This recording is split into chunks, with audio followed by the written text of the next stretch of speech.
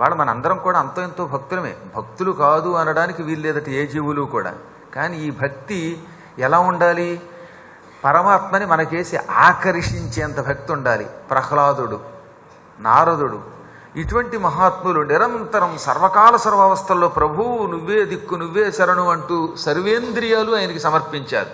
దానివల్ల ఏమవుతుంది? ఆయన ఈ ప్రార్థన చేసే వాళ్ళ మీద దృష్టి ఉంచుతున్నాడు.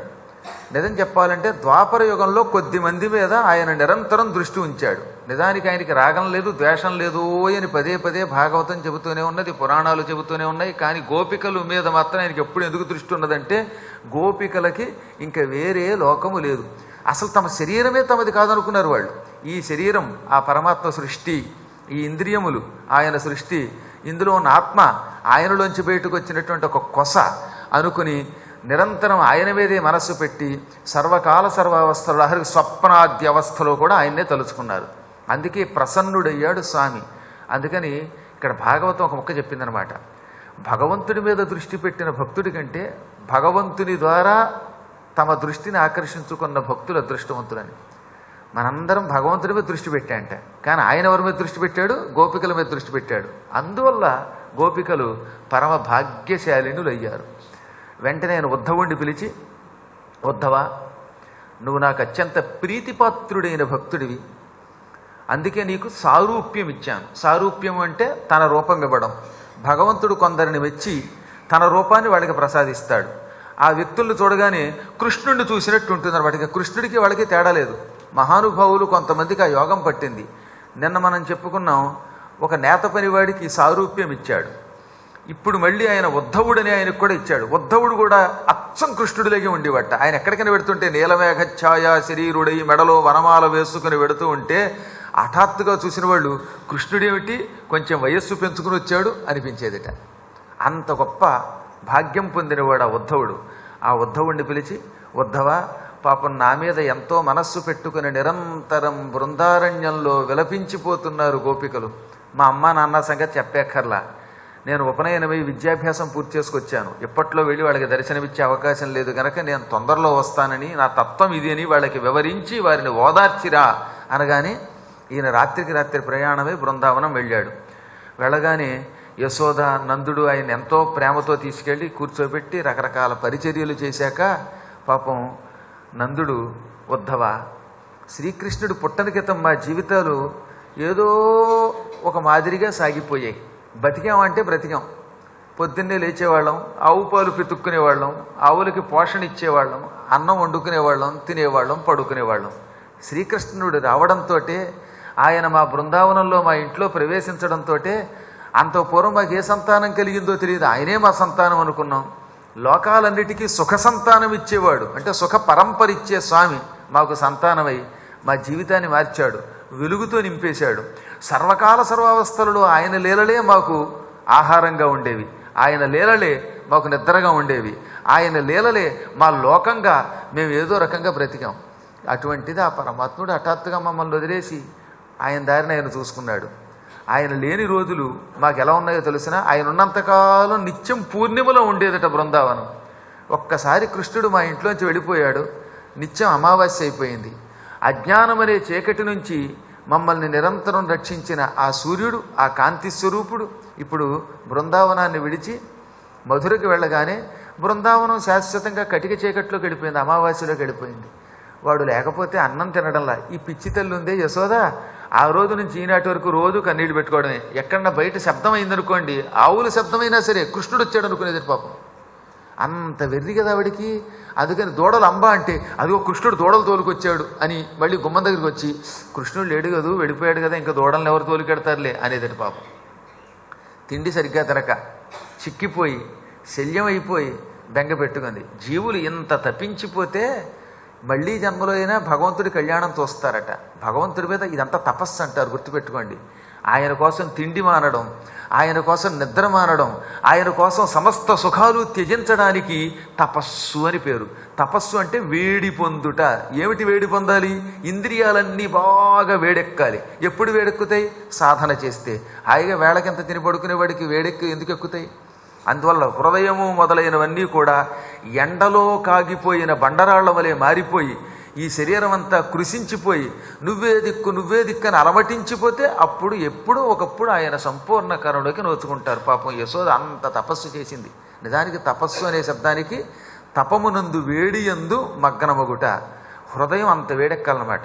మీరు బాగా చదివితే బుర్ర వేడెక్కిపోట్ల, అలాగే మనస్సు వేడెక్కుతుందంటో. కాసేపు చదివాక కళ్ళు అలిసిపోతాయి, మనస్సు అలిసిపోతుంది. అలాగే భగవంతుడిని తలచి తలచి తలచి తలచి ఈ శరీరం అంతా కృషించిపోవాలి. అప్పటికి ఆ తపస్సు పండి పరమాత్మ ప్రసన్నుడవుతాడు. పాప ఆవిడ కూడా బాగా పరీక్షించాడు. ఎంత తెల్లైనా కొన్ని లీలలు చూపించాడు, కొంత పరీక్షించాడు. పరీక్ష లేకుండా ఒట్టినే ఏ వ్యక్తిని ఆయన తీసుకెళ్ళి ఒకేసారి ఆభరణం కింద మెడలో వేసుకోడు. ఈ జన్మలో ఆవిడ పడిన తపన వల్ల ఆవిడకి ఎంత యోగం పట్టిందో తెలుసా? వకుళమాలికగా పుట్టి ఇప్పుడు ఆయన మెడలో ఉన్న శాశ్వతంగా దండ అయ్యింది. తెలుసునా మీకు? చాలామందికి తెలియదు కానీ శ్రీమన్నారాయణుని యొక్క వెంకటేశ్వర స్వామి విగ్రహం మీద ఒక దండ ఉంటుంది, శిలా విగ్రహంలో ఇమిడిపోయి. ఆ దండ ఎవరు అనుకుంటున్నారు? పుణ్యమూర్తి వకుళే. పుణ్యమూర్తి వకుళ పూల దండగా మారి శ్రీనాథు గళసీమ చేరుగాక అని నారదుడు అంటాడు. పుణ్యమూర్తి వకుళ విగ్రహంలోనే, మళ్ళీ విగ్రహం బయట వేసే ఇలాంటి పువ్వుల దండ కాదు, విగ్రహంలో ఉంటే శాశ్వతంగా ఆయనలో ఉండిపోయింది అనమాట. ఆయనలో లీనమైపోయింది. ఇలా దండగా వారి ఉండిపోయిందంటే ఇవాళ ఇంత తపన పడింది. ప్రతి వ్యక్తికి ఆ తపస్సు అవసరం అని శాస్త్రం చెబుతున్నది. అందుకే ఆవిడ అన్నం తినక అదిగో కృష్ణుడు వస్తున్నాడు, ఇదిగో కృష్ణుడు వస్తున్నాడు, దూడలను వేపుకొస్తున్నాడు, లేక పాలు పితుక్కొస్తున్నాడు, వెన్న తాగుతున్నాడు, కొండ పగలగొడుతున్నాడు. కొండలు పగలగొట్టి వెన్న తింటున్న రోజుల్లో పిచ్చిదాన్ని గనక వాడిని కొట్టాలనుకున్నాను, పట్టుకోవాలనుకున్నాను, పొట్టని పట్టుకొని రోటికి కట్టాలనుకున్నాను. ఇప్పుడు కట్టాలంటే మాత్రం ఆ పొట్ట దొరుకుతుందా, ఆ పొట్టే దొరుకుతుందా అని నిరంతరం కళ్ళనీడు పెట్టుకుంటుంది పాపం. చూసారా, ఒక్కసారి ఆ భాగ్యం దూరం అయితే రాదనుకుంటుంది పాపం. ఇవన్నీ తలుచుకొని వగచి అదిగో చూడ పిచ్చిదలా అయిపోయింది. మా కృష్ణుడు ఎప్పుడైనా మమ్మల్ని తలుచుకుంటాడా ఉద్ధవా? ఏకాంతంగా నువ్వు అతను ఎక్కువగా మాట్లాడుకుంటారని నాకు తెలుసు, అందుకు అడుగుతున్నాను. నీతో కృష్ణుడు మా మనస్సులో అయినా, కనీసం మనస్సులో అయినా మాకు స్థానం ఉందని అంటున్నాడా లేదా అనగానే ఈలోపు భర్త తన కొడుకు గురించి చెబుతూ ఉంటే కన్నీళ్ళు వచ్చాయట. ఎప్పుడో వెళ్ళిపోయిన కొడుకుని తలుచుకుని ఆవిడకి మళ్ళీ స్తనాల నుంచి పాలు బయటకు వచ్చి కిందకి వచ్చాయన్నారట. అది ఎంత ప్రేమ వచ్చిందో చూడండి, అక్కడ చాలా అద్భుతంగా వర్ణించారండి ఆ దృశ్యాన్ని. ఏళ్ల క్రితం వెళ్ళిపోయినటువంటి ఆవిడ పెద్దవాడైపోయిన కృష్ణుడు తలుచుగానే మళ్ళీ వాడు చంటిపిల్లాడు అనిపించి ఆవిడకి స్తన్యం అలా కిందకి ధారగా కారిపోయింది. ఓ పక్కన కన్నీరు, ఓ పక్కన స్తనధార, క్షీరధార. అది మాతృత్వానికి పరాకాష్ఠ అంటారు. అప్పుడు ఉద్ధవుడు అన్నాడు, మీరెంత అదృష్టవంతులండి. ఆ కృష్ణుడిని తలుచుకుంటే మీ శరీరం ఎంత గగురుపాటుకు గురవుతోంది. ఆయన ఏం సామాన్యుడు అనుకుంటున్నారా? ఎన్ని జన్మలు ఎత్తితే ఆయన పాదాల కింద ఉన్న ధూళి ఎవరు చూస్తారు? అటువంటి కృష్ణుడిని మీరు ఏదో జన్మలో కొంత పుణ్యం చేసి మీ కొడుకుగా కొంతకాలం పెంచారు. నమాత న పితా తస్య న భార్య న సుతాదయః న ఆత్మీయో న పరశ్చాపి న దేహ జన్మయేవచ. ఆయనకి తల్లి ఎవరు, తండ్రి ఎవరు, భార్య ఎవరు, పిల్లలెవరు? అన్నిటికీ అతీతమైన మహాపరబ్రహ్మస్వరూపుడు ఆయన, సర్వబంధాతీతుడు ఆయన, నిర్గుణ పరబ్రహ్మ ఆయన. ఆత్మీయులు లేరు, పరులు లేరు, శత్రువులు లేరు, మిత్రులు లేరు. అసలు దేహములు, ఈ జన్మలు, ఈ కర్మలు, ఈ మరణాదులు వీటికి అతీతమైన ఒకానొక మహా చైతన్య ప్రవాహం ఆ పరమాత్ముడంటే. అటువంటి వాడు లోకశ్రేయస్సు కోసం తన గుణాలను అంగీకరించి కృష్ణుడనే పేరుతో ఒక రూపం ధరించి భూలోకానికి వచ్చాడు. నచాస్య కర్మవాలోకే సదసల్మిత్రయోనిషు క్రీడార్థః సోపి సాధూనాం పరిత్రాణాయ కల్పతే. ఆయనకి కర్మలు లేవు, గుణములు లేవు, రూపాలు లేవు, మంచి లేదు, చెడ్డ లేదు. కానీ రెండింటిని సదసన్మిశ్రయోనిషు, మంచి చెడ్డ కలిసినటువంటి రూపములు ధరిస్తున్నాడు కావాలని. అనేక జన్మలు ఎత్తుతున్నాడు. ఇవన్నీ ఆయన ఆటలు. సాధూనాం పరిత్రాణాయ కల్పతే, సాధువులను రక్షించడం కోసం లోకములో తానంటూ ఒక ధర్మమును ఏర్పాటు చేశాడు గనక ఆ ధర్మ పరిసంస్థాపన కోసం, ధర్మాన్ని రక్షించడం కోసం రూపాన్ని అంగీకరిస్తున్నాడు. కానీ లేకపోతే ఆయనకు రూపం ఎక్కడున్నది?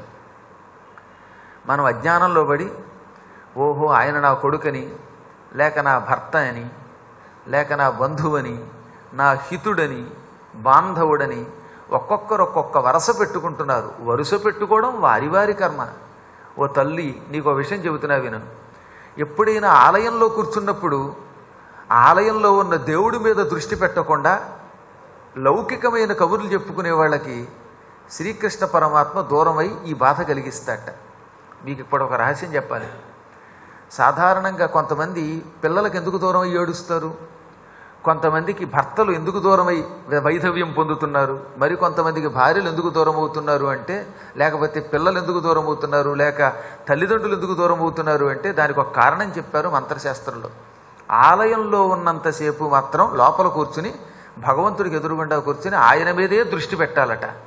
ఆయన మీద కాకుండా ఏ వంకతో అయినా సరే లోపల కూర్చుని ఎప్పుడైనా మనం మాట్లాడుకోవాలంటే బయటకు వచ్చేయాలి, గుళ్ళో కూర్చోకూడదు. గుళ్ళో కూర్చుని చాలామంది చేసే పని ఏమిటో తెలుసా? కాసేపట్లో పూజ చేయాలనుకోండి, ఆ పూజకి అక్కడ కూర్చుంటాడు, ఆచమనం చేయించేలోపు ఎక్కడ లేని కబుర్లు చెబుతారట. భయంకరమైన దోషాల్లో కల్లా దోషం ఏమిటంటే ఆలయములో ఉన్న కాసేపు కూడా పిచ్చ పిచ్చ కబుర్లు చెప్పడం, అనవసరమైన సంభాషణ చేయటం. ఇప్పుడు కాసేపు శివాలయంలో కూర్చున్నాం, కూర్చున్న కాసేపు నువ్వు అన్నం తిన్నావా, నీ పేరేమిటి, నీ గోత్రం ఏమిటి, ఇవన్నీ మనకెందుకు? అది అర్చక స్వామి అడుగుతారు, ఏమండి మీ గోత్రం చెప్పండి అని పూజ చేయడానికి అడుగుతారు. ఇక వచ్చిన నలుగురు అక్కడ కూర్చుని మీ గురువు గారు ఎవరు, నువ్వు చదువుకున్నావా, లేక ఇంకా ఏమన్నా చేసావా, ఈ పిచ్చ కబుర్లు గుళ్ళోనే కావాలి. ఏం గుళ్ళో ఉన్న కాసేపైనా భగవంతుడి మీద దృష్టి పెట్టలేకపోతున్నావా? బయట కబుర్లు చెప్పుకొని భ్రష్టత్వం పొంది ఇక్కడికి వచ్చాం.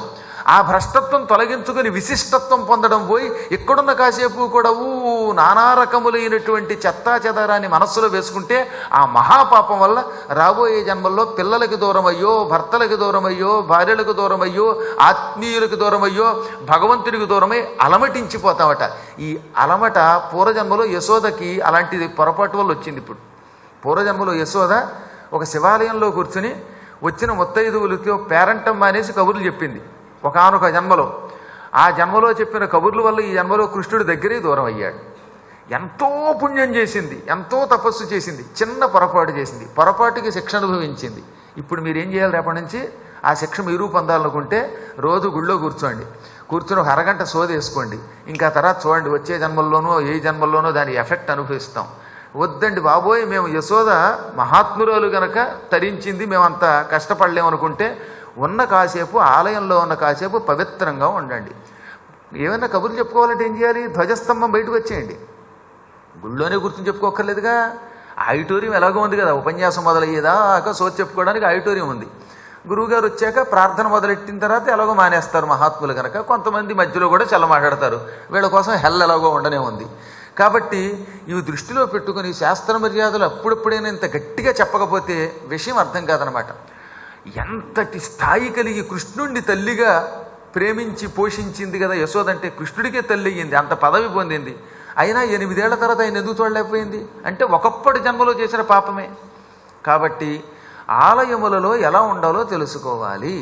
అలా తెలుసుకోకుండా హాయిగా అక్కడ కూర్చోగానే అక్కయ్య పద్మాగర్ గారు వేసుకొస్తున్న కంకణాలు ఒరిజినల్ బంగారం అంటావా, కోటింగ్ అంటావా అని ఒక ఆవిడ అడిగితే, అది కోటింగ్ అయితే నీకేం, చీటింగ్ అయితే నీకేం, అది ఇంకేమన్నా ఒరిజినల్ అయితే నీకేం, దీనివల్ల నాకు లేదు మీకు ఉపయోగం లేదు, చేతికి అలా పడి ఉంటాయి, ఇదేం తిండి కాదు, ఏ మైసూరు బజ్జీ అయితే తింటాం, లేకపోతే బట్ట అయితే కడతాం, ఏదో అలా వాళ్ళు వేశారు ప్రేమగా నా మొహానికి, అలాగా దాన్ని ఏమో చేతికి తగిలించుకున్నారు, మొహానికి కాకుండా బాగుండదు కనుక. దీనివల్ల ఏమీ ఉపయోగం లేదనే విషయం మర్చిపోయి ఈ భౌతిక దృష్టిని విడిచిపెట్టేయండి. మరి ఎందుకు ధరిస్తాం అంటే భక్తులు ఎవరైనా సన్మానం చేసినప్పుడు ధరించి తీరాలి. స్వామివారు కిరీటం ధరించారు అంటే ఆయనకి దాని మీద వ్యామోహం అనుకుంటున్నారేమో. ఒకానొకప్పుడు కర్ణాటక సింహాసనంలో ఉన్నటువంటి మహారాజులు ఎంతో భక్తితో ఆయనకి సర్వం సింహాసనం సమర్పించారు. ఆ సమర్పించిన తర్వాత ఆ సింహాసనం వాళ్ళకే ఇచ్చి ఆ చిహ్నములను సంవత్సరానికి ఒకసారి ఆ సమర్పించినటువంటి వాళ్ళ మీద ఉన్న ప్రేమ వల్ల వాళ్ళని ఉద్ధరించడానికి ధరిస్తారు. అంతేగాని స్వామి కిరీటం పెట్టుకున్నారట అని నువ్వేం పెట్టుకున్నా, ఆయన కిరీటం పెట్టుకోవడం వల్ల ఆయన ఏం కొమ్ములు తెచ్చుకోలేదు. ఆయన కిరీటం ఒకటే, పచ్చ గడ్డి ఒకటే, తెలుసా, గడ్డి పరకతో సమానంగా చూసే మహాత్ములు వాళ్ళు. వాళ్ళకి ఈ సింహాసనాల మీద ఏముందండి, ఆ సింహాసనం నిలబెట్టారు, ధర్మ సంస్థాపన చేశారంతే. ఇది జ్ఞానం కలిగిన వాళ్ళు అది కేవలం ఒక గౌరవ చిహ్నంగా చూస్తారు, డబ్బు కింద చూడరు. అజ్ఞానంలో ఉన్నవాడు కిరీటం, అమ్మవారికి బంగారం చీర కట్టామంటే ఆ చీరను చూసి అమ్మని చూసి మురిసిపోవడానికి, ఆ బంగారం ఎంత ఖరీదో కనుక్కోవడానికి కాదు. నీకు ఆ బంగారం ఖరీదు వల్ల ఏ ఉపయోగము లేదు. ఈ శరీరం ఎటువంటిదైనా అది రేపు మట్టిలో కలిసిపోయేదే. ఈ భౌతికమైన శరీరం మీద ఉన్నటువంటి నగలను చూచో, బట్టలను చూచో, సౌందర్యాన్ని చూచో, ఇందులో ఉన్న తడుకు బిడుకులను చూచో నువ్వు కనుక వ్యామోహం చెందావంటే భ్రష్టోభిజాయతే, సర్వభ్రష్టోభిజాయతే. ఇవాళ చాలామంది అర్చనలు చేసి మంత్రములు నేర్చుకుని వేదములు చదువుకుని కూడా ఎందుకు వేదనకి గురవుతున్నారు అంటే ఆలయములో ఉన్నప్పుడు ఆ వేదముతో పరమాత్మని వర్ణించక పనికిమాలిన కబుర్లు చెప్పుకొని భ్రష్టులు అవుతున్నారు. ఇది మనం యశోద మనకిచ్చిన సందేశం గుర్తుపెట్టుకోండి. అయినా ఆవిడ మహాత్మురాలు గనక అపూర్వమైన సుకృతాలు చేసింది. దుష్కృతం ఇంత, సుకృతం అంత. అందుకే 8 ఏళ్లు పోషించింది. భవిష్యత్తులో ఆయన మెడలో మాలగా మారింది. ఆ తల్లిని ఎంతో ఓదార్చాడు ఉద్ధవుడు. ఆయనకి ఎవరితో బంధం లేదు తల్లి. యథా భ్రమరిగా దృష్ట్యా భ్రామ్యతేవ మహీయతే చిత్తే కర్తం చిత్తే కర్తరి తత్రాత్మా కర్తే అహంధియా స్మృతః.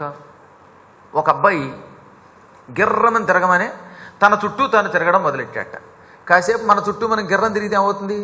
కాసేపు అక్కర్లా, ఇక్కడ కూర్చుని ప్రదక్షిణ అనగానే ప్రదక్షిణ చేస్తే కొంచెం వయస్సు పెరిగితే తొందరగా కళ్ళు తిరుగుతాయి. కొంచెం కుర్రాడికైతే 2 సార్లు గిర్రం తిరగక రంగుల రత్నం తిరిగినట్టుగా కళ్ళు తిరుగుతాయి. అప్పుడు ఆ కళ్ళు తిరుగుతున్న వాడికి ఏమనిపిస్తుందో తెలుసా? వాడి చుట్టూ భూమి తిరిగినట్టు ఉంటుందిట. భూమి గుండ్రంగా తిరుగుతోందో వచ్చి నా చుట్టూ అనుకుంటాడు. వీడి చుట్టూ భూమి తిరగట్లా, వీడే భూమి తన చుట్టూ తాను తిరుగుతున్నాడు. తన చుట్టూ తాను తిరుగుతున్న వాడికి కళ్ళు తిరగటం వల్ల భ్రమ కలిగి తన చుట్టూ ఈ గ్రహాలు, భూమి, లోకాలు తిరుగుతున్నట్టు ఎలా కనపడుతుందో, వాహనంలో వేగంగా వెళ్ళేవాడికి నిజంగా వాహనంలో వెళ్ళేది ఎవరు? వీడు. కానీ వీడి చుట్టూతో ఉన్న చెట్లు ఏమవుతాయి? వీడు పెడుతుంటే మీరు రైల్లో చూడండి, ఎప్పుడన్నా రైలు వేగంగా పెడుతుంటే చెట్లు వెళ్ళిపోయినట్టు అనిపిస్తుంది. నిజానికి చెట్లు అవి వెళ్ళడంలా, చెట్లు అక్కడే ఉన్నాయి. కానీ వీడు వెడుతున్నాడు. కానీ చెట్లు వెడుతున్నట్టు భ్రమ కలుగుతుంది. తాను తిరుగుతూ ఉంటే తన చుట్టూ భూమి తిరిగినట్టుగా భ్రమ కలుగుతుంది. అలాగే ఈ మానవుడి కర్మలన్నిటికీ మనస్సు మూల కారణం. మన ఏవ ప్రధానం హి కారణం బంధమోక్షయో. మనస్సే బంధానికి, ఆ బంధంలోంచి విముక్తి పొందడానికి మూల కారణం. అన్నిటికీ సాక్షి మనస్సు. ఈ పిచ్చాడు మనస్సుని మర్చిపోయి నేనే చేశాను అనుకుంటాట. మనోరూపంలో పరమాత్మ చేశాడు అనుకుంటే వీడికి బంధం రాదు. కానీ వీడు అలా అనుకోడు. నేను చేశాను, నేను దానం చేశాను, నేను అన్నం తిన్నాను, నేనే ఇన్ని కార్యాలు చేస్తున్నాను, నేను పురాణం చెప్పాను, నేను విన్నాను అనుకుంటాడు. వీడు ఎవడు చెప్పడానికి? వీడిలో ఉన్న మనస్సు దైవ ప్రేరణతో ఈ పని చేయిస్తోంది. ఇది జ్ఞానులు కనిపెట్టి ఆ మనస్సుని ఆయనకి సమర్పణ చేస్తారు. మనస్సుని పరమాత్మకి సమర్పణ చేస్తే అప్పుడు మీ మనస్సులో పరమాత్మ ఉన్నాడో లేదో ఎలా తెలుస్తుందో తెలుసా? ఇక్కడ ఒక చిన్న విషయం చెప్పాలి. ఒకసారి నేను నా మనస్సుని పరమాత్మకి సమర్పణ చేశాను అనుకున్నవాడి ముఖమట ప్రసన్నంగా ఉంటుందిట, చిరునవ్వుతో ఉంటుందిట. అలా ముఖంలో ఎవడైతే చిట్లించకుండా ప్రసన్నంగా ఉంటాడో వాడి మనస్సులో పరమాత్మ చేరతాడు. అప్పుడు వాడు సాక్షాత్తు శంకరుడు అవుతాడు. ఈ విషయం చెప్పడానికే శంకరాచార్యులు వారి యొక్క అష్టోత్తర శతనామాల్లో ఒక నామం ఏమిటి? ఓం ప్రసన్న వదనాంభోజాయ నమః. ఉందా లేదా నామం? రోజు మీ చేత చెప్పిస్తున్నానా లేదా నేను? ఇందులో ఉన్నటువంటి ఒక నామం ఏమిటనమాట? ఓం ప్రసన్న వదనాంభోజాయ నమః. రోజు చదువుతున్నాం మనం ఈ పేజీలో. ప్రసన్న వదనాంభోజుడు అనగా ప్రసన్నమైన ముఖము అనే పద్మము కలిగినవాడు. అంటే నవ్వుతూ చిట్లించకుండా రాగద్వేషాలు లేకుండా అద్భుతముగా ఉంటున్నటువంటి ముఖము. ఎందుకు వస్తుంది అది? ఇది ఇంచుమించుగా 25వ నామం. రేపటి నుంచి గుర్తుపెట్టుకోండి. ఆ నామంలా మనం ఉండాలి, చదవడం కాదు. మన ముఖంలో ప్రసన్నత్వం రావాలంటే మన హృదయాన్ని ఏం చేయాలి? పరమాత్ముడికి సమర్పించాలి. సమర్పించడం ఉట్టిన కబుర్లతో కాదు. అబ్బో మా గురువు గారంటే నాకు ఎంతో భక్తి అని నాలుగుతో అని బయటికి వెళ్ళాక దిక్మాల గురువు అండి అనేవాళ్ళు ఎంతమంది లేరు? అప్పుడు అది ఉపయోగం ఏమున్నది? నాలుక చివరి నుంచి కాదు రావడం. నీ మనస్సుని భగవంతుడికి సమర్పిస్తే ఈ వదనము ముఖములోకి ఈ ప్రసన్నత్వమైన మనస్సు వచ్చి ముఖ కవళికలలో చిట్లింపులు తొలగిపోతాయి. కొంతమంది ఎప్పుడు చూసినా సరే ఇలా చూస్తున్నట్టు అసలు నవ్వే ఉండదండి. వాళ్ళు అదేం బతుకో కానీ దరిద్ర బతుకో, చిరునవ్వుతూ ఉండాలట. ఆ మహాత్ముడిని చూడండి, శంకరాచార్యుల వారిని చూడండి, ఆ పక్కన మేధా దక్షిణామూర్తిని చూడండి. వాళ్ళ ముఖాల్లో ఎప్పుడైనా ఇలా క్రోధం కనపడుతుందా? ఏదో తెలియని ఆహ్లాదకరం, వెన్నెల ఉన్నట్టుగా ఉంటాయి వాళ్ళ నవ్వులు. నవ్వు ఎప్పుడూ కూడా మరీ వికటాట్టహాసం ఉండకూడదు, అసలు నవ్వు లేకుండా ఉండకూడదు. ఒక్కొక్కడేమో నవ్వు లేకుండా అలా బిగుసుకుపోయి ఉంటాడు.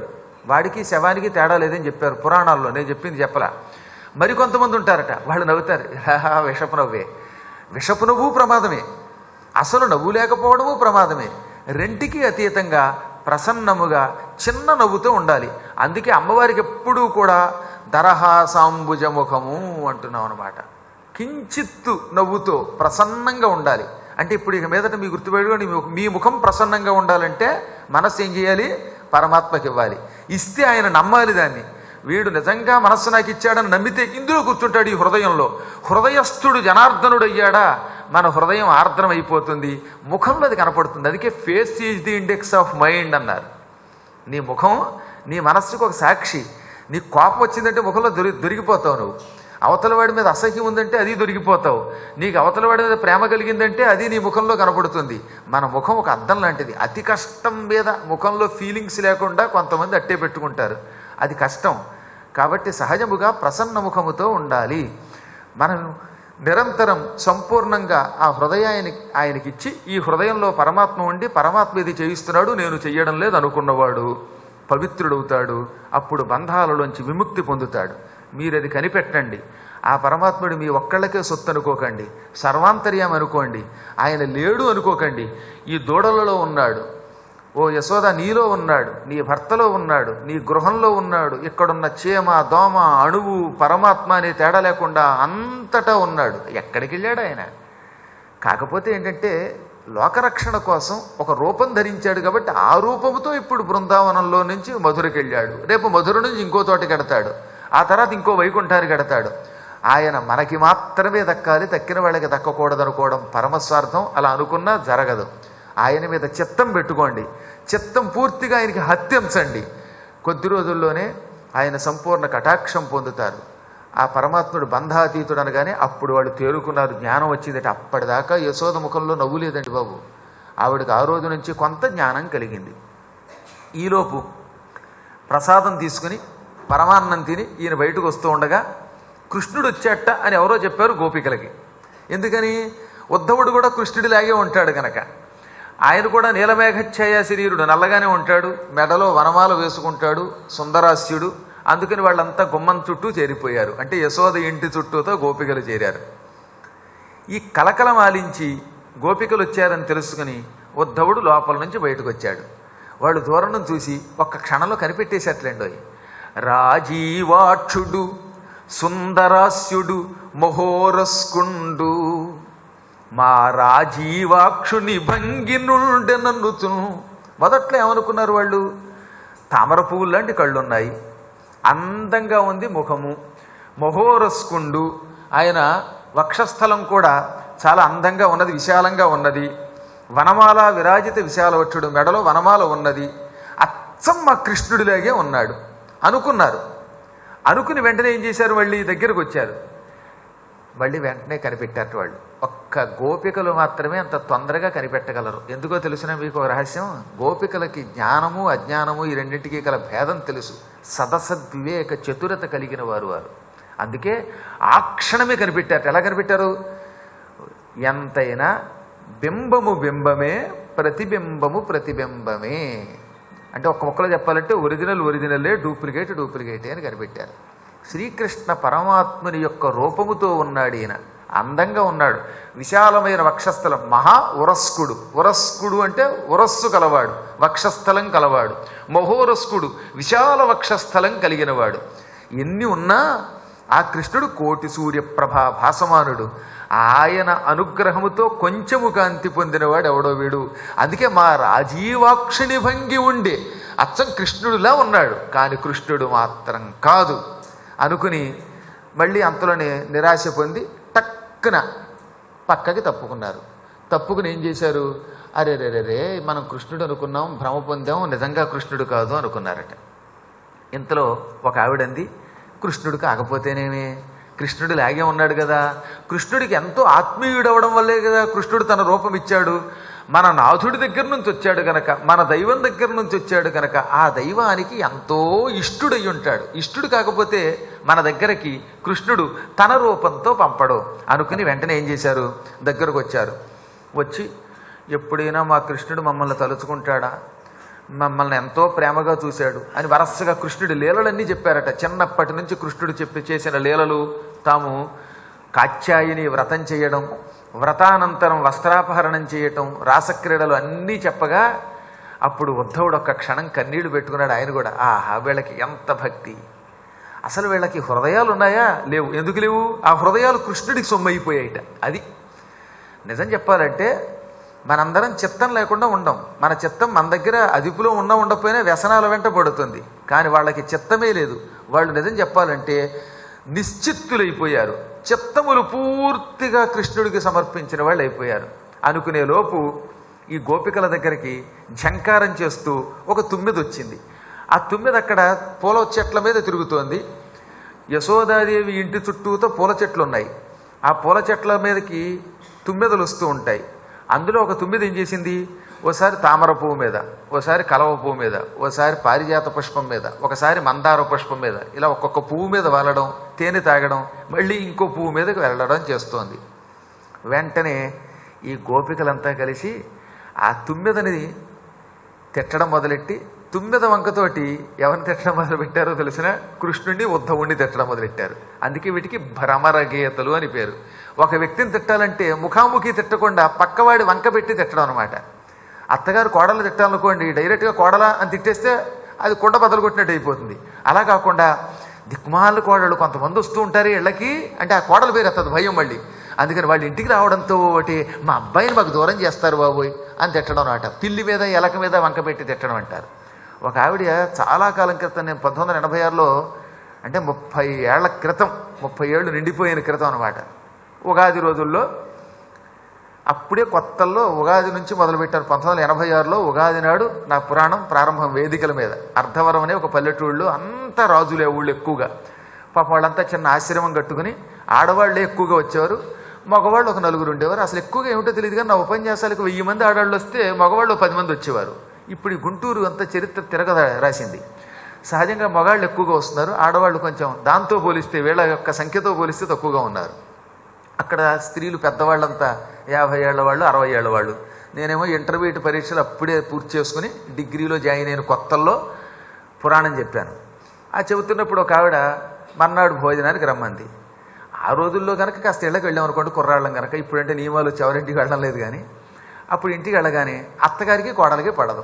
కోడలు వడ్డిస్తోంది, ఇంతలో అత్తగారు, గురువుగారు కొంతమంది ఉంటారే, మేం గురువుగారిని పిలుచుకుంటే వాళ్ళు వచ్చి వడ్డన చేస్తారు, పిల్లి వడ్డిస్తే ఎలక తిందిట అలా ఉంది అని ఆవిడ ఏమి తిడుతుందో తెలియదు నాకు. ఆ తిట్టేటప్పుడు ఆ కోడల మీద కోపంతో డామ్మని గరిటితో ఒక్క దెబ్బ కొట్టింది విస్తర మీద.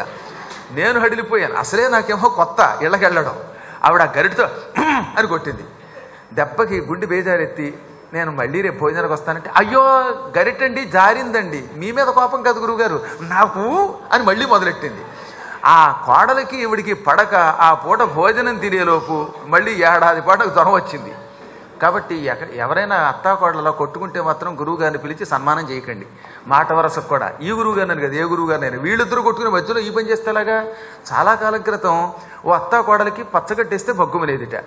ఓసారి పాపం ఒక ముష్టాడు అత్తగారి ఇంట్లో లేదు, కోడలు ఉంది, అందుకని కోడలు ఇంట్లో ఉండగా వచ్చి భిక్షాందిహి అన్నాడు. ముష్టి లేదు గిష్టి లేదు పో అంది కోడలు. పాప వీడు ఈశ్వరోమని వెళ్ళాడు. ఆ సమయంలో అత్తగారు ఎక్కడో చెరువుకి వెళ్ళి స్నానం చేసి బిందుతో మడినీళ్ళు తెచ్చుకుంటుంది, పైగా మడినీళ్ళు ఒకటి.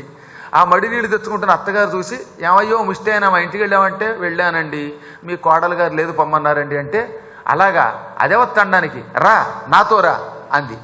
పాప ఈయనేమనుకున్నాడు, ఆవిడ ఇంటికి పిలిచి ముష్టి వస్తుందేమో అని అనుకుని ఆనందపడి మళ్ళీ అంత దూరం నుంచి ఆవిడ వెనక తిరబడి వచ్చాడు.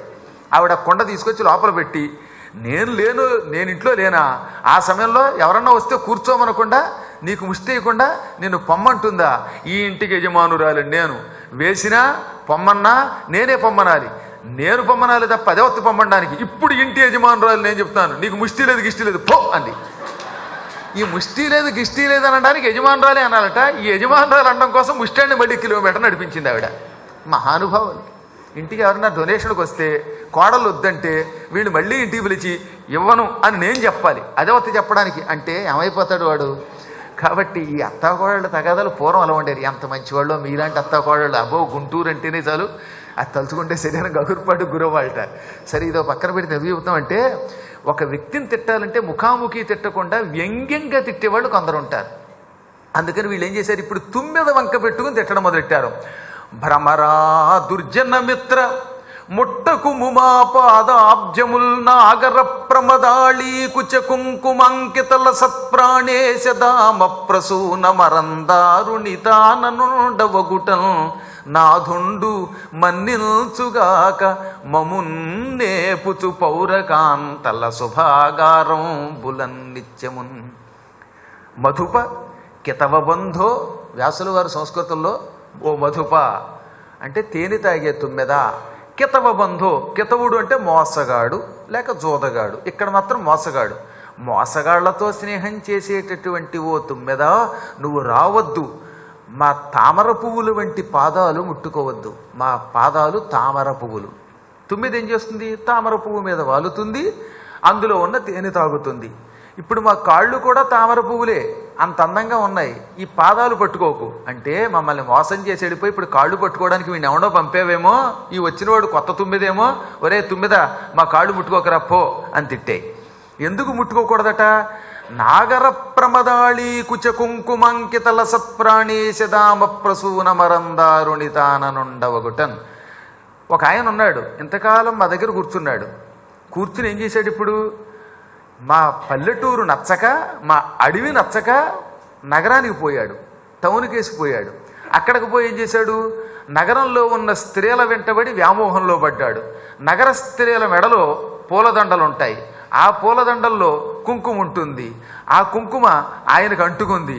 ఆ కుంకుమతో కూడినటువంటి ప్రాణేశ్వరుడి వక్షస్థలం మీద ఉన్న పూలదండలో తేనె దాగి వచ్చావు, అందుకే నీ మూతంతా ఆ కుంకంతో ఎర్రబడిపోయింది.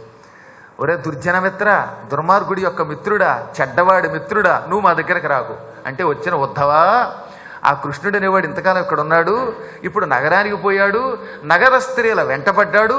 ఆ నగర స్త్రీల యొక్క కుంకుమేమో ఆయన వక్షస్థలం మీద ఉన్న పూలల్లో అంటుకుంది, ఆ పూల మీద వాళ్ళు తేనె తాగావు, తాగి ఇప్పుడు మళ్ళీ మా దగ్గరకు వచ్చావా అంటే కృష్ణుడి దగ్గర నుంచి దుష్ట సాంగత్యంతో వచ్చావా పొమ్మని వ్యంగ్యంగా తిప్పారట.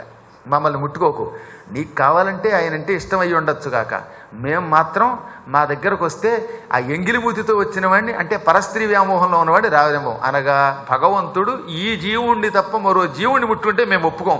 ఆయన భగవంతుడు అవ్వచ్చు, సకల ప్రాణుల్ని మోక్షమిచ్చి తనలో కలుపుకోవచ్చు, మేము స్వార్థపరులం, మాకు మాత్రమే మోక్షం కావాలని కోరుకుంటాం, ఆయన అంటే అంత ఇష్టం కనుక అన్నారు వాళ్ళు చెప్పకుండానే. భగవంతుడు ఝంకారం చేసే తుమ్మెద, ఇందులో ఒక అర్థం ఉన్నది. తుమ్మెదల యొక్క ఝంకారం అంటూ ఉంటే ఓం అన్నట్టుగా ఉంటుందిట. ఆయన ఓంకార స్వరూపుడు. ఓంకారం అందరినీ సమానంగా పవిత్రం చేస్తుంది. అంటే నగరంలో ఉన్నవాళ్ళైనా, ఇటు పల్లెటూళ్ళలో ఉన్నవాళ్ళైనా, అడవిలో ఉన్నవాళ్ళైనా, లేక సముద్రంలో ఉన్నవాళ్ళైనా ఓంకారం అది చెవిలో పడితే అందరూ పవిత్రులు అవుతారు. కానీ మేము మాత్రం ఆ శబ్దాన్ని మేమే విని పవిత్రులు అవ్వాలని కోరుకుంటున్నాం అని అర్థం అనమాట. ఎవరికి వాళ్ళే ఆ నాదం విని మాకే వినపడింది మేమే తరించాలని కోరుకుంటారు. ఆయన ఓంకార స్వరూపుడు అని చెప్పకుండానే చెప్పారు. ఒక పువ్వందలి తేనె త్రావి మధుపా ఉత్సాహివై నీవు వేరొక నింబొందెడు భంగి మమ్మధర పీయూషంబునందేల్చి మా అకలంకోజ్వల యౌవనం బుగొని అన్యాసక్తుడయ్యన్ విభుండకట అతనికెట్లు దక్కెసిరి మిథ్యాకీర్తి నమ్మెల్జుమీ. ఓ తుమ్మెద, మా కృష్ణుడున్నాడే ఆయన కూడా తుమ్మెద లాంటివాడు. ఒక పువ్వు మీద వాలాడు, ఆ పువ్వులో ఉన్న తేనె తాగేశాడు. ఆ తేనె అయిపోగానే ఛీ పో అని ఆ పువ్వును వదిలేసి మరో పువ్వు మీదకు పోయాడు. మా స్త్రీలందరం పువ్వులు లాంటి వాళ్ళం, ఈ జీవులందరూ పువ్వులు లాంటి వాళ్ళం. మాలో ఉన్న తేనెనంతా సేకరించి, మా భక్తినంతా సేకరించి ఇప్పుడు మమ్మల్ని ఒట్టిపోయిన మోడుల్ని చేసి అసలు మా ముఖమే చూడకుండా వేరే చోటికి పోయాడు. అదేమిటో తెలియదు, అన్యాసక్తుడయ్యాడు. ఈ నిలకడ లేనివాణ్ణి ఇవాళ ప్రేమ చూపించి రేపు చూపించకుండా పోయేవాడిని, కనిపించకుండా పోయేవాడిని ఆ లక్ష్మీదేవి ఎలా నమ్మిందో. అకట అతనికెట్లు దక్కే సిరి అని చెప్పారట. లక్ష్మీదేవికి ఎసరెట్టారు. అసలు లక్ష్మీదేవి అతనికి ఎలా దక్కిందండి? ఆయన వెళ్ళలో దండ ఎందుకు వేసిందండి? ఆయన ఏ రోజు ఎక్కడుంటాడో తెలియదు. ఎవరన్నా పిలిస్తే కొంగుచ్చుకు లాక్కుపోతాడు, చెప్పా పెట్టకుండా పోతాడు. ఇలా చెప్పా పెట్టకుండా పోయే భర్తని పెళ్లి చేసుకోవడానికి ఏ స్త్రీ అయినా అంగీకరిస్తుందా? మిథ్యా కీర్తి నమ్మెందుమి. కృష్ణుడి దగ్గర గొప్ప శక్తి లేకపోయినా అందరూ పొగుడుతూ ఉంటే ఆ కీర్తి నమ్మేసిందేమో. అనవసరంగా బాహ్య ప్రచారానికి లొంగి ఆ ప్రచారాన్ని నిజమనుకుని కృష్ణుడు భగవంతుడు అనుకుని అతన్ని వరించిందేమో అన్నారట. ఎప్పుడైనా ప్రేమ ఎక్కువైతేనే ఇలా దెప్పుతారు, గుర్తుపెట్టుకోండి. భగవంతుడు కూడా మనం దెప్పుతాం. ఎప్పుడు దెప్పుతాం? ఆయన కనపడకపోతే ప్రేమ ఎక్కువైతే. ఉన్నావా, అసలు ఉన్నావా అని తిట్టలేదా భక్త తుకారాం గారు? అసలు కలడో లేడో అనలేదా గజేంద్రుడు? ఎవడబ్బా సొమ్మని కులుకుచు తిరిగేవు రామచంద్ర అన్నాడు. ఏకంగా 4 వీపు మీద కొరడా దెబ్బలు తగిలితే అది తనకి తగిలినందుకు కాదటండోయ్ అసలు బాధ. ఆయనతో పాటు ఆయన చుట్టుపక్కల ఉన్నటువంటి వాళ్ళు కూడా చెరసాల పాలు చేశారు. ఆయన భక్తులు కూడా కొట్టారు. అక్కడ చూస్తే రామచంద్రుడు ఉత్సవాలు ఆగిపోయాయి. ఇన్ని కారణముల చేత ఆ మహానుభావుడు కావాలని దెప్పాడు. దెప్పి మళ్ళీ వెంటనే ఉంటాడు పశ్చాత్తాపంతో, అబ్బబ్బా దెబ్బల కోరవక తిట్టి తినయ్యా ఆయాస పడబోకు రామచంద్ర అన్నాడు. అది భక్తుల యొక్క లక్షణం. ఎంత గొప్ప మాట అండి. దెబ్బలు 4 తగిలేసరికి ఓర్చుకోలేకపోయాను, తిట్టాను, నా తిట్లుకి బాధపడకన్నాడు ఆయన. ఆయాసపడటం అంటే తిట్లు ఎక్కువైతే మనస్సు గాయపడుతుంది. నీ మనస్సుని గాయపరుచుకోకు రామచంద్ర అంటాడు ఆయన. భగవంతుడితో భక్తులు అలా ముఖాముఖి మాట్లాడతారు, తిడతారు, దెప్పుతారు. ఆయా సందర్భాలను బట్టి భగవంతుడితో మాట్లాడతాం. ఒక్కొక్కప్పుడు ఒక రకంగా ఉంటాం. ఎంతో పరమపతివ్రత అయిన భార్య కూడా అప్పుడప్పుడు భర్తలు తిట్టదటండి. ఆ మాత్రం మీకు తెలియదని నేను చెప్పాలా? ఎంతో ప్రేమగా చూస్తారు, కానీ ఒక్కొక్కసారి ఎందుకు కోపం వస్తుంది. అందుకని ఆ కోపం వచ్చినప్పుడు భర్తను ఏమన్నా అంటే ఆయన ఏమన్నా అంటాడా? అందుకే శాస్త్రకారులు ఏమన్నారంటే, భార్య పిల్లలు ఇలాంటి వాళ్ళు భర్తని తన్నినా లేక తండ్రిని తన్నినా అది కూడా అలంకారము అన్నారు. చిన్నప్పుడు పిల్లలు తల్లిదండ్రులు తన్నుతారు. అప్పుడు తల్లిదండ్రులు కోపం వస్తుందా? రాదు. ఎందుకని ఆ పిల్లలు తనితే అబ్బబ్బాయి అంత బుల్లి చిట్టి పాదం, ఈ పాదంతో తన్నాడు మా అబ్బాయి అని ఆ కాలికి గండపెండేరం వేస్తారు మగాడైతే. ఆడపిల్లలకైతే గజ్జెలు చేయిస్తారు. రోల్డ్ గోల్డో డూప్లికేటో కేటో ఏదో ఒకటి వేస్తారు. ఎందుకంటే ప్రేమ.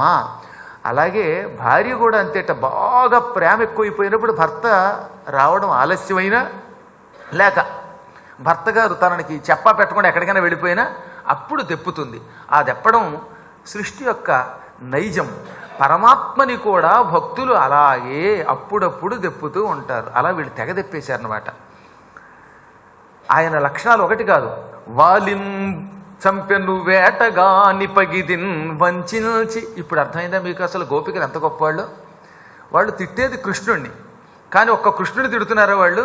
కృష్ణుడి యొక్క అపూర్వ అవతారాలన్నీ తీసుకొచ్చారు. ఇన్ని అవతారములు ఎత్తిన పరమాత్మ కృష్ణుడనే జ్ఞానం ఉంది వాళ్ళకి. ఒక్కటి కాదట వాళ్ళు. ఎన్ని రకాలైనటువంటి అవతారాలన్నీ గుట్టగా పట్టుకొచ్చి అక్కడ పెట్టారు వాళ్ళు. ఈ కృష్ణుడు సామాన్యుడా? ఒకప్పుడు రామావతారం ఎత్తాడు, ఏకపత్ని వ్రతుడన్నాడు, సీతాదేవిని తప్ప అన్యస్త్రీ ముఖం చూడనన్నాడు. ఆ సమయంలో ఒక దాన్ని పట్టుకొచ్చి ముక్కు కోసేసి విరూపం చేశాడు. వాలినేమో వేటగాడిలాగా చెట్టు పక్క నుంచి చంపాడు. అవన్నీ చెప్పారు వాడిని. వాలిం చంపెను వేటగాని పగిదిన్ వంచి మోసగించి మరీ చంపాడు. ఆ తర్వాత తనే దిక్కను వచ్చిన స్త్రీ ఒకటి, నువ్వే నాకు ఇష్టం, నేను నీ వెంటబడ్డాను, ఓ సుకుమార అని పాటలు పాడితే సుకుమారత్వం విడిచిపెట్టి దాని ముక్కు చెవులు కోయించాడు తమ్ముడి చేత. త్రైలోక్యంబు మొరంగి పుచ్చుకొనియన్ బలిచక్రవర్తి దగ్గరికి వెళ్ళాడు. 3 అడుగులు అడిగాడు. 3 లోకాలు వంచి పట్టుకుపోయాడు. చేప రూపంలో తిరిగాడు. ఒక్క పడవలో ఉన్న వాళ్ళని రక్షించాడు. తక్కిన వాళ్ళందరినీ ముంచాడు. వేదాలు ఎత్తుకుపోయిన వాడిని కొమ్ముతో పోటు పొడి చంపేశాడు. ఇలా ఒకటి కాదు, ఎప్పుడూ మోసగాడే మా కృష్ణుడు. మాకు తెలియక మా సమస్తం ఆయనకి సమర్పించి దేవుడు జీవుడు అంటూ మొక్కాం. అబ్బే ఇలా మోసగించి మాయమైపోతాడని తెలిస్తే మేము ఆయన్ని మానేసేవాళ్ళం అని ఒక ఆవిడ తెప్పిందట. మరొక ఆవిడ ఏమన్నది, సమదాళీశ్వర చూడు ముజ్వలిత హాసభ్రూ విజృంభంబులన్ రమణీయుండగు సౌరిచే కరగరే రామల్ త్రిలోకంబులన్ ప్రమదారత్నము లక్ష్మి ఆతని పదాబ్జాతంబు సేవించు నిక్కము మేమెవ్వరమా కృపాజలధికిన్ కారుణ్యముల్చేయగన్. ఓ తుమ్మెద చూపులతో నవ్వులతో తన మాటలతో తన ప్రవర్తనతో అందరి హృదయములను కరగజేశాడు ఆ కృష్ణుడు. ఆయన చూశాడంటే అందరూ వ్యామోహంలో పడిపోతారు. ఆయన చెయ్యెత్తాడంటే జీవులు బుట్టలో పడిపోతారు. ఆయన కనుబొమ్మలు ముడివేశాడంటే ఏమి చెబుతావు నువ్వు ఆజ్ఞాపిస్తే ఆ పని చేస్తాం అని జీవులు పాదాల మీద పడతారు. చూపులతో, మాటలతో, ప్రవర్తనతో అన్ని రకములుగా అందరి హృదయములను కరిగించి వారందరినీ తనలో కలుపుకుంటాడు ఆయన. ఆయన చూపులకి అంతటి ఆదిలక్ష్మి జగన్మాతయే పాదాలు పట్టుకున్నదట. అందుకని ఎంత మాట అన్నారండి 3వ పాదంలో, ప్రమదారత్నము లక్ష్మి అతని పదాబ్జాతంబు సేవించు. మేము పక్కన పెడదాం, మీరందరినీ పక్కన పెడదాం, అసలు ఈ సృష్టిలో అందరినీ పక్కన పెడదాం. ఈ చరాచర జగత్తంతా బ్రతుకుతున్నదంటే ఒక్క ప్రకృతి వల్లనే. ఆ ప్రకృతి మహాలక్ష్మి. ఆవిడ లేకపోతే చెట్లు లేవు, పుట్టలు లేవు, పంటలు లేవు, తిండి లేదు, ఐశ్వర్యము లేదు, అసలు జీవులకి ప్రాణమే లేదు, ఉత్సాహమే లేదు. ఇన్ని రూపములలో లోకాలని పోషిస్తున్న మహాలక్ష్మి జగన్మాత కూడా ఆయన చూపుల్లో పడిపోయి ఆయన కాళ్ళు పట్టుకుని అక్కడి నుంచి కదలడంలా, పాదాలే పట్టుకుంటుంది పని. ఇంకో చోటికి పోవడం లేదు. ఆయన పాదాలను సేవిస్తోందంటే ఆవిడ కూడా లొంగిపోయిందేమో ఏమో. అంతటి లక్ష్మీదేవి తన పాదాలు సేవించటం వల్ల మాబోటి సామాన్య స్త్రీలు ఆయన చూపులకి ఆనక మమ్మల్ని వదిలేసి ఆయన దారి ఆయన చూసుకున్నాడు. మేమెవ్వరమా కృపాజలధికిన్ కారుణ్యములు చేయగన్. మేమెంత మా బతుకెంత. లక్ష్మిలాగా ఆయన ఆకట్టుకోలేంగా. లక్ష్మి లాంటి వాళ్లే దిక్కు తప్ప మాలాంటి వాళ్ళం దిక్కు మొక్కు లేని వాళ్ళం గనక మా ముఖం చూడకుండా వెళ్ళిపోయాడు అని ఒక ఆవిడ అన్నదనమాట. ఈ విధంగా అందరూ రకరకాలుగా దెప్పుతూ ఉంటే అంతా విని చిరునవ్వు నవ్వుతూ, మీ దెప్పడాన్ని బట్టే మీకు శ్రీకృష్ణుడి మీద ఎంత ప్రేమ ఉన్నదో అర్థమవుతోంది. మీరు నిజానికి తిడుతున్నట్టు కనబడుతున్నారు. ఇందులో అద్భుతమైన ఉపనిషత్ సారం ఉన్నది. శ్రీకృష్ణ పరమాత్మ తుమ్మెద లాంటివాడు, అంటే ఓంకార స్వరూపుడు అంటున్నారు. జీవులందరూ పుష్పాలు అంటున్నారు. నిజంగానే మనందరం పుష్పాలమే. అందుకే రోజు మనం ఏం చేస్తున్నామో తెలుసా మీకు? ఒక రహస్యం మీకే తెలుస్తుంది ఈ పాటికి. యోపాం పుష్పం వేద అని రోజు మంత్రపుష్పం ఇస్తున్నా. ఆ మంత్రపుష్పం అంటే మన మనస్సు. మన మనస్సులే పుష్పాలు. ఈ పుష్పాలలో ఉన్న భ్రమరం తుమ్మెద నాదస్వరూపుడైన కృష్ణ పరమాత్మ. ఆ కృష్ణ పరమాత్మ ఈ హృదయ పుష్పంలో చేరితే ఇందులో ఉన్న భక్తి అనే తేనె తాగాడంటే ఈ పుష్పములు శాశ్వతంగా ఆయనలో లీనమైపోతాయి. ఈ జీవులు ఆయనలో కలిసిపోతారు. మనం తెలియకుండానే వాళ్ళు అన్నది ఏంటనమాట, రోజు మంత్రపుష్పం అనే పేరుతోటి నీరు, అగ్ని, జలం, వాయువు, ఆకాశం ఈ పంచభూతాలతో కూడినటువంటి శరీరం ఆయన అని చెబుతున్న మంత్రపుష్పం యొక్క అంతరార్థం అదేనండి. రోజు అందులో ఏమంటున్నాం? అపాం పుష్పం వేద. అపాం అంటే నీరు, నీరుని పుష్పం అంటున్నాం. అగ్ని పుష్పం అంటున్నాం. అన్నీ పరమాత్మే. ఇందులో పంచభూతాల్ని వర్ణించారు. సమస్త ప్రాణుల్ని, జీవుల్ని ఉద్ధరించడం వర్ణించారు. పైకి అలా కనబడుతుంది అనమాట. చంద్రుడు కనబడతాడు, సూర్యుడు కనబడతాడు. అంటే ఇవన్నీ కూడా కనిపిస్తున్న ప్రతి వస్తువు కూడా ఆ పరమాత్మే. వీటన్నిటినీ పుష్పములుగా మార్చుకుని మనస్సు అనేటటువంటి పుష్పాన్ని అత్యంత భక్తితో పరమాత్మకి సమర్పిస్తే ఆయన మనల్ని నమ్మి తాను ఒక తుమ్మెదగా ఓంకార స్వరూపుడిగా నాదస్వరూపుడిగా మారి నాదబిందుమయాత్మకుడైన ఆయన హృదయంలో చేరి ఇందులో ఉన్న భక్తి రసం అనేటటువంటి మకరందం పానం చేసి మనల్ని అందులో కలుపుకుంటాడు, తనలో కలుపుకుంటాడు మనల్ని అందరినీ కూడా. మనలో ఉన్న మకరందం పోయేది కాదట. సాధారణంగా పువ్వులో ఉన్న తేనె ఒకసారి తాగితే ఆ పువ్వు వాడిపోతుంది. కానీ హృదయ పుష్పం అలా కాదే, నిరంతరం భక్తి రసంతో ఇది మత్తెక్కుంటుంది. భక్తి రసం ఇందులో ఎప్పుడూ ఉంటూనే ఉంటుంది. అందువల్ల తేనె ఊరుతూనే ఉంటుంది. ఇవాళ ఒక్క క్షణమే కాదుగా మనం భాగవతం వినడం, రోజు వింటున్నామంటే రోజు మన హృదయం అనే పద్మములో కొత్త కొత్త తేనెలు పుడుతూ ఉంటాయి. ఆ తేనెలు భగవంతుని మీద ఉన్న ఆత్మీయత, అనుభూతి. ఈ అనుభూతి ఎప్పటికప్పుడు కొత్త అవ్వాలి. అనగా ఎప్పటికప్పుడు అనుభూతి అనే తేనె పుట్టాలి. ఈ తేనెని ఆయనకి సమర్పించాలి. ఆయన తుమ్మెదయ్యి తాగాలి. అప్పుడు ఆయన దగ్గరికి మనం శాశ్వతంగా వెళ్ళగలుగుతాం. ఇవాళ పురాణం విన్నప్పుడు కాసేపు ఆయన మీద ప్రేమ కలిగింది. రేపు పొద్దున ప్రేమ పోతే ఉపయోగం లేదు, అప్పుడు మళ్ళీ మోడైపోతుంది. అందుకే నాస్తికవాదులతో స్నేహం ఎందుకు వద్దన్నారంటే, ఒరే నాయనా, ఈరోజు నీ మనస్సు తామర పువ్వులా ఉంది. పద్మాకర్ గారి కథ వినగానే ఈ తామర పువ్వులో ఆనందం అనే అమృతం పుడుతోంది. ఈ అమృతాన్ని ఈ పూటకు ఆయనకి ఇచ్చారు. మర్నాడు మళ్ళీ అమృతం ఆయనకి ఇవ్వాలంటే మళ్ళీ ఇంకోసారి కథ వినాలి. వింటేనే మీకు ఆనందం అనే అమృతం పుడుతుంది. అదే ఏ మూర్ఖుడితోటో